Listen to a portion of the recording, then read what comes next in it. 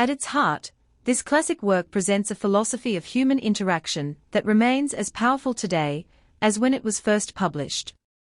The core idea is disarmingly simple.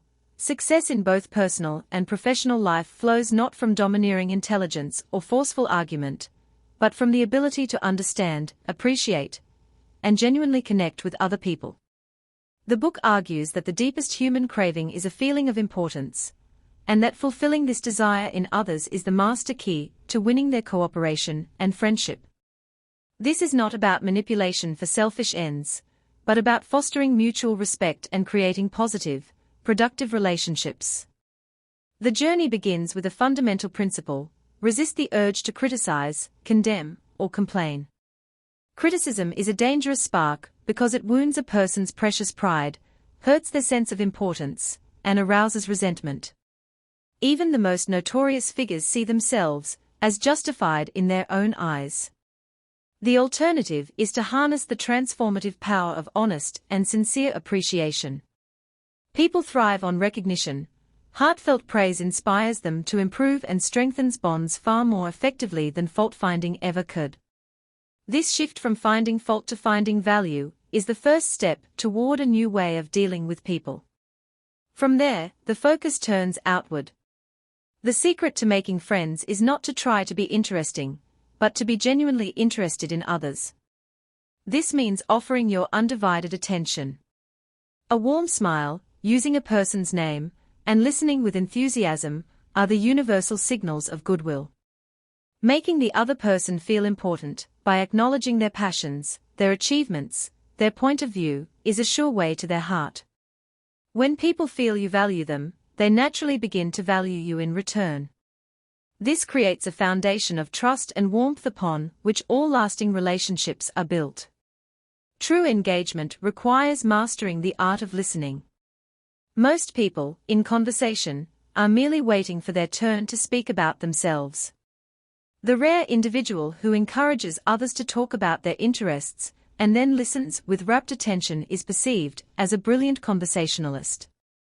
Ask questions that invite people to share their experiences and opinions. Listen not to reply, but to understand. This generous act of attention is a profound form of flattery, and the fastest route to making a person feel understood and significant. It transforms interactions from monologues into meaningful dialogues. Disagreement is inevitable, but conflict is not. The book advises that the only way to get the best of an argument is to avoid it entirely, for in a battle of wills, even the victor loses goodwill.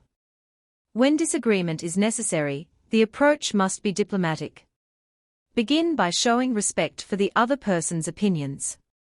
Never say, "You're wrong." Instead, admit you may be mistaken and invite a joint examination of the facts. This disarms hostility and creates a collaborative atmosphere. If you are wrong, admit it quickly and emphatically. By taking the blame, you often encourage the other party to be more generous in return.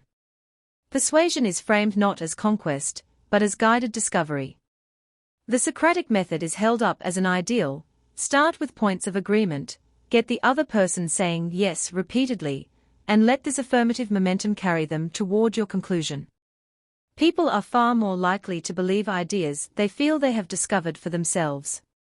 Therefore, the skillful influencer plants seeds and asks questions, gently leading the conversation, so that the desired outcome feels like the other person's own brilliant idea.